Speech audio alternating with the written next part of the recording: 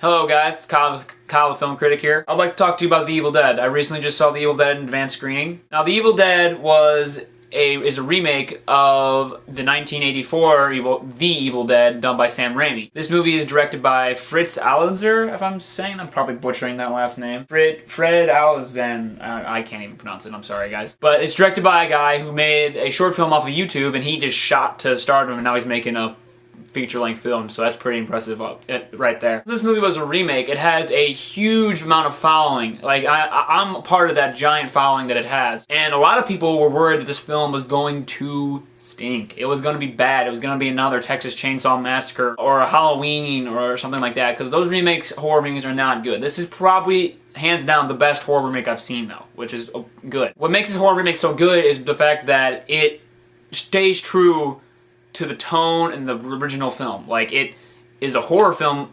bar none, old horror film. Like, this movie is very 80s. It has that feel of the whole film. Very 80s horror film. It also homages to the original film quite a bit. Not in, like, they say, like, a line or something like that, or they just directly quote the older film. They, like, show imagery that is in the older film to the fans. Like, you have to look for it, and some of it you can see, some of it in the trailers, but they show you the film. Now, what the film is technically about, if you haven't seen the original film, about 5 kids going into a cabin in the woods and having some fun, and they find this book. If you're not a fan of the movie, if you're a fan of the original film, you know what book I'm talking about. They find this book, they read from the book, and bad stuff starts happening. Now, they did change this in the remake. I liked the change. It was very small, and it made sense to change. Like, this is why you can tell when the writers took it very seriously. Instead of having them go to party or hang out, they had them come to this cabin to make one of their friends quit cold turkey. The character Mia to quit cold turkey on drugs. It was a very cool change, and it helps them explain later in the film why they don't just leave immediately after bad things start to happen. Another great thing about the film was the tone and the pace. I already mentioned the tone earlier in the video, but the tone is perfect. It has that old 80s movie feel, and it has that great over-the-top gore, fantastic, and it never switches tones to like a straight-up comedy or straight-up action film. It keeps that tone the entire way. You can totally tell Sam Raimi and Bruce Campbell, the original actor of The Evil Dead, really were on set every day as producers, which is great feeling. And the pace was perfect. I mean, the movie never felt sluggish or boring, which is a big thing for me. But you'll find out later from my videos that pacing is a big thing for me. If I am watching a 2.5 hour movie, I want to be involved, I want to be on the edge of my seat for 2.5 hours. I don't want to sit there for an hour waiting for something to happen. So this pace is 1.5 hours, and it's a perfect length for this film. I actually kind of wish it was a little bit longer, because it is so well paced. I kind of wish it actually was extended a little bit, and I can't wait to see the uncut version of this film, because went in to the MPAA, I got an NC-17 rating, and they had to cut back on some stuff, because I can totally tell that they needed to cut back on some stuff. I was surprised they got away with some. The cinematography in the film, immaculate. I was surprised that they got this good of a cinematographer for the film. Like, it looked beautiful.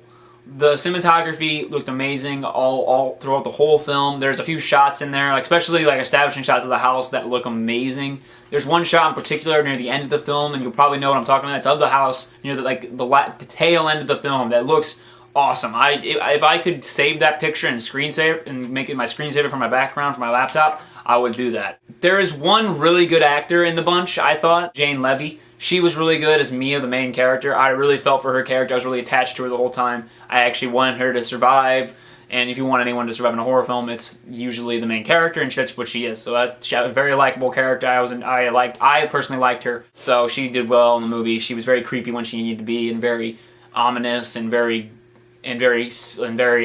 shy and vulnerable when you wanted her to be. Now, on the flip side of that, you have the bad actors, like the girl who plays David's girlfriend. I cannot remember the character's name, I'm sorry, because she wasn't important to me. Just complete cannon fodder. She had had one line in the beginning of the movie, and then she doesn't speak for another 30 minutes. I swear she has no lines or good input. She doesn't just vanish off the face of the earth. You see her just walking around in the background, or it looks like they're conversing or just sitting there, but she doesn't say anything. And when she does speak up, her acting isn't phenomenal. She has one really good scene, but it's where she's got to be freaked out. So, I mean, she had to play scared, and that's in a horror film you can't play scared. Why the hell are you in a horror film? Now that is the one negative for that film. One of the negatives for this film is the fact that it does that. It has one really bad actress in it, and I gotta say it's a horror film, so not all the acting is gonna be tip top. But I have to say that you're watching this movie for the acting and everything, for the whole experience. This is one of these things that's not well acted. Okay, now there's another thing about this film that isn't necessarily a bad thing or a good. It's right in the middle. Like it's depending on who you are and the scariness of the film.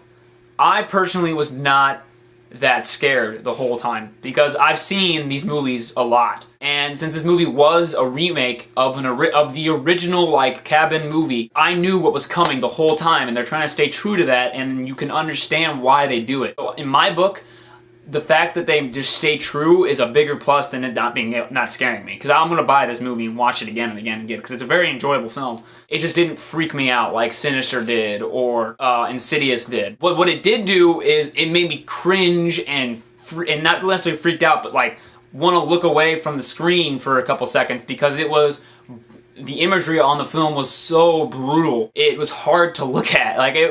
And the practical effects were so amazing.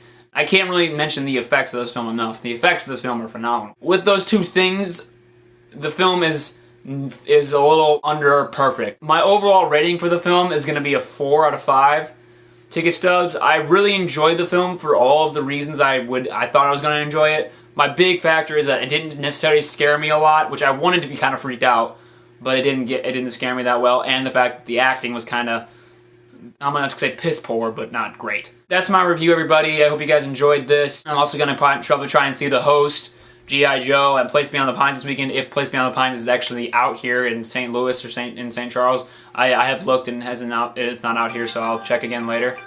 Sorry about that. You guys follow me, friend me, and all that good stuff. Come back and join my channel.